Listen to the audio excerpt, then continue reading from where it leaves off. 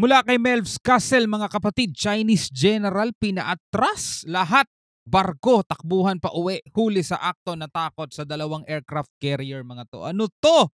No, yan ang ating panonoorin ngayon at bibigyan natin ng reaction video. Siyempre, ito yung mula kay Melvs Castle. Nakalagay po ang link sa ibaba. Samahan lang ninyo ako, mga tol, at bigyan natin to ng opinion, criticism, reaction, at kung ano-ano pa. Siyempre, huwag mo rin kalimutan mag-subscribe. Click mo na rin ang notification bell para ma-notify ka whenever na may mga bago tayong reaction video tulad nito. Alright, so wag na natin patagalin pa. Panoorin na natin to, mga tol. Resback ng Pilipinas pag nagkagyera dumating na sa Manila Bay. Spotted ang dambuhalang aircraft carrier ng Italian Navy. Representative ng NATO sa West Philippine Sea issue.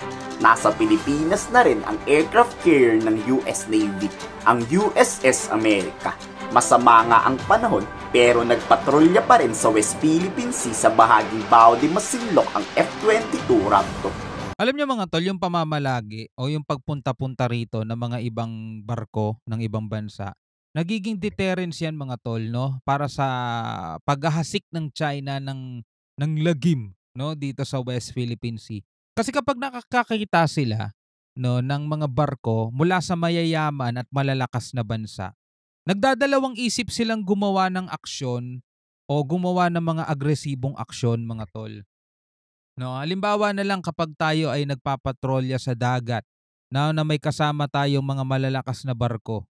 Umaalma sila, oo, umaalma sila. Nagbibigay sila ng mensahe, nagbibigay sila ng kung ano-anong pagtutol nila, pero hanggang dun lang. Hindi sila nagiging agresibo o hindi sila nagiging marahas. Unlike kapag tayo lang, mga tol, mag-isang naglalayag, no, dito sa West Philippine Sea. No, lahat ng ginagawa nilang pambubulas, ginagawa nila pagharang, pagbangga.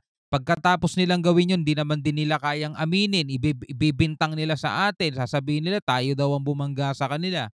Well, intayin lang nila kapag naaprubahan na talaga ng totally yung natin, ASL natin, Archipelagic Sea Lanes ng Pilipinas, ay talagang lalaya sila, mga tol. Intayin lang natin yun. Kailangan daw maaprubahan yon ng International Maritime Organization. Dahil sabi nga ni Senator Tolentino, yun daw ang istrikto sa pagpapatupad ng batas. Unlike sa international law, UNCLOS, bahala na kayo sa buhay ninyo. Parang ganun yun eh. Well, anyway, tuloy natin to. Ang nakakagulat dito, iisang Chinese Coast Guard lang ang FYI, Philippine Coast Guard and Philippine Navy.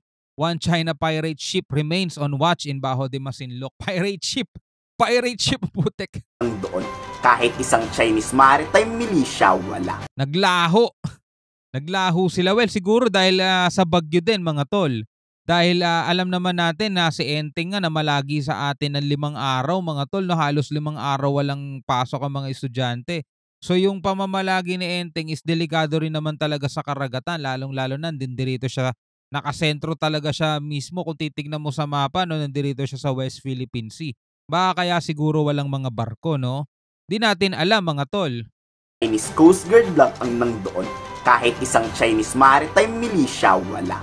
Baka raw to dahil sa bagyong Enteng. O baka rin alam ng China nasa West Philippine Sea ngayon ang 2 aircraft carriers. Anong pag-aakala ng China? Chinese PLA Navy lang ang nagahanda pag nagkaputukan dyan sa Sabina Shoal? Currently, the United States is pushing for NATO, sabi nga. Intervention in Asia, Intervention. Intervention in the Asia Pacific region, sabi nga nitong na to, Chinese, ewan ko, general to. Therefore, we have reasons to be concerned. O, talaga maging concerned kayo. Pero actually talaga, wala silang dahilan para maging concerned. Kung hindi lang talaga sila ganid, no? Kung hindi lang talaga sila mapang-agaw eh. Kasi hindi naman kanila yung lugar na yan eh.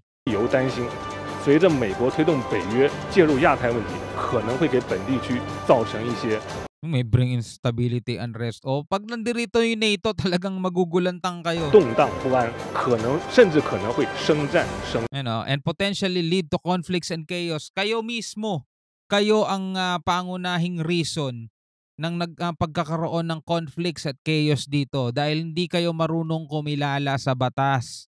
Yun ang number 1 reason. Ayaw ninyong irespeto ang soberanya ng Pilipinas. Ayaw ninyong irespeto, 'di ba, ang batas katulad na lamang ng UNCLOS. Kahit nakapirma kayo doon, ayaw ninyong kilalanin na sinasabi ng UNCLOS ang Pilipinas ay merong 200 nautical miles exclusive economic zone. Ayaw ninyong kilalanin, ayaw ninyong tanggapin. Nakapirma naman kayo doon, 'di ba? O ang Pilipinas, inagawan ninyo ng isla o ng lugar noong 2012, inagaw ninyo yung Scarborough. Kaya ang Pilipinas, imbis makipaglaban sa inyo, makipaggera sa inyo, ang ginawa na lang ng Pilipinas, nagpunta sa Court of Arbitration para i-arbitrate yung case na yan. O di ba natalo kayo? O meron kaming 2016 arbitral ruling. O ayaw din nilang tanggapin, mga tol. Ang gusto nila, sila ang kikilalanin ng lahat. Ay mahirap yun, di ba?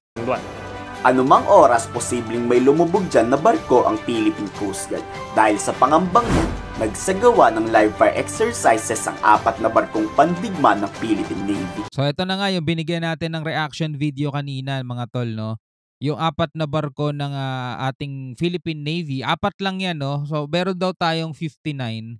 Pero ikukumpara mo talaga, mga tol, kung one-on-one lang Pilipinas versus China, talaga no match tayo rito.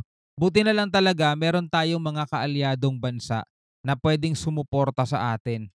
Dito pinaputok ang mga kanyon ng patrol warship, habang missile strike naman sa missile warship ng Philippine Navy. Tulad to noong nakaraang balikatan, muling sinubukan ang missile capability ng BRP Jose Rizal at BRP Antonio Luna. Pero inalmahan niya na Makabayan Black. Tila naghahamon daw ang Philippine Navy warship ng giyera sa China. Tutol rin ang Makabayan Black sa warship deployment ng Italy at US Navy. Bakit hindi na lang raw idaan sa diplomatic approach? Kausapin ang China. Hindi. Ano bang ginagawa natin? Yun na nga yung parati natin ginagawa, kinakausap ang China eh. Naku naman talaga, oo. Yung papasok tayo sa madugong giyera. Ang ayaw natin, if it will serve to heighten the risk of the military confrontation with the Philippines potentially becoming a pawn sa power struggle ng US at China, ayaw din naman natin yon. O sa adversaries ng US, kung yung mga sinasabi niyong interoperable measures ay will threaten lalo, ayaw natin, sa bahagi po ng Makabayan Bloc, we would like yung solution sa mga marital disputes should be grounded in diplomacy and peaceful negotiations, Alam ko may etong mga to, ewan mo ba kung... Ay nako po, ewan ko ba talaga, walang pag-unlad ng Pilipinas. Hirap po yun, sinasabi ninyo, Secretary Mr. Chair. But yung military alliances po na nagpo-provoke ng aggression, ayaw din naman natin yun, Mr. Chair. So, yung proteksyon na kailangan natin, yung mga treaties na ginagawa ng gobyerno, hindi sana yung makakalagkad talaga tayo sa mga giyera. Yun naman yung gusto naming sabihin. Alam mo, wala naman na sa atin yung bola, mga tol eh. Ibig sabihin, wala na kasi sa atin yung pagpapasya dyan. Diba? Tayo, noon pa man, ang ginagawa na talaga natin is diplomasya. Bakit kanyo? Wala naman kasi tayong panlaban. So anong choice ng Pilipinas? Talagang diplomasya talaga ginagawa natin noon pa.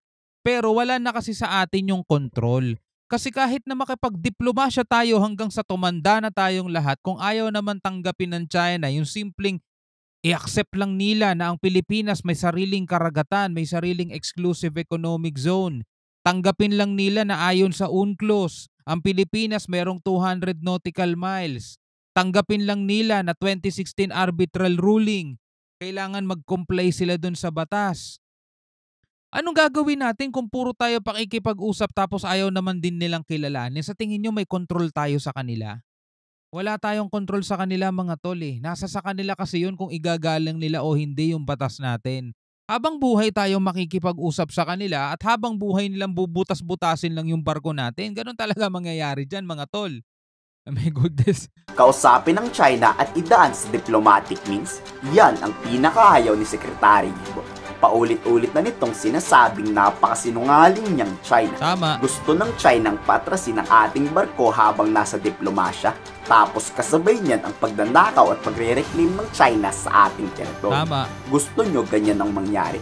Ang unti-unting nakawin ng atin. Tahimik tong Makabayan Black at nirintok ni Defense Secretary Gibo. They have illegally reclaimed areas. They are claiming areas which is well beyond their jurisdiction. For example, the Sabina Shoal, which is only 60 nautical miles away from Palawan. Yung pagkakaladkad ho sa atin sa gera, anong ini-expect po ng China sa atin kung hindi patatagin ng ating sarili sa katulong ng iba? Tama. Kung gawin man natin o hindi ito, tutuloy-tuloy sila. Tama. Kasi world domination under a new model of international governance ang gusto ng China, which is a guise for their hegemony, their dynastic and imperialistic politics. Sa atin po, tinatatag lang po natin ang credible deterrent posture natin. What we want is our 200 nautical mile exclusive economic zone. Yan. The other areas where we have jurisdiction to be exclusively for the benefit of our citizens. Tama. The way we want to do it, the way the Congress wants to do it without the pressure of China. Ito dapat inuupo ng masang Pilipino no? Kung sino-sino kasing naboboto Dictating or bear-hugging us to deal with them solely. Ika nga, the best defense is the best offense. Diba? Yun lang ang ginagawa natin. Nag-i-establish tayo ng deterrence para sa China. Yung tipong pipigil lang ba sa kanila na guluhin tayo o harasin tayo mga tol. Hindi yung kinakaladkad sa gera, hindi yung pakikipag-alyansa natin sa ibang bansa ang kakaladkad sa atin sa gera mga tol. Kasi yung pakikipag-alyansa natin sa ibang bansa, hindi naiisip nila yan Ang pakikipag-alyansa natin sa ibang bansa mga tol ay posibleng pumigil pa. Yung posibleng humadlang pa sa gera mga tol. Kasi hindi rin nanaisin mga tol ng China makipaglaban sa kapareho nilang malaking bansa. Sayang naman yung pinagpaguran nila na maraming taon mga tol para patatagin na palakasin yung kanilang puwersa. Kung rin sila, madadamage din sila. Ang gusto nila mga tol, membraso ng mga maliliit lang. And yun naman talaga in reality ang bulas. Ang bulas, mahilig mambulas yan ng mga mahihina. Pero kapag nagtawag ka ng big brother mo o nagtawag ka ng kasing laki niya, hindi niya rin kayang galawin yun mga tol. Diba? Hindi yung mga kaalyado nating bansa ang maghihila sa atin, kakalad ka rin. Kasi kahit hindi tayo makipag-alyansa sa ibang bansa, hindi rin naman tayo tatantanan ng China. Baka nga mas lalo silang maging agresibo kasi wala tayong kakampi. Hindi ba naisip ng mga mambabatas yun? O nung Makabayan Black na yun, di ba? Kung walang kakampi Pilipinas, sa tingin ninyo, sinong pipigil sa China para gawin nila yung mga pambubulas nila sa atin? Di ba? Anyway, bilang isang Pilipino mga tol, ano masasabi mo tungkol dyan? Pwede ka magbigay ng komento at opinion. Pwede ka mag-comment sa ibaba. Hanggang sa muli, ako nga pala si Shobal D. Peace out.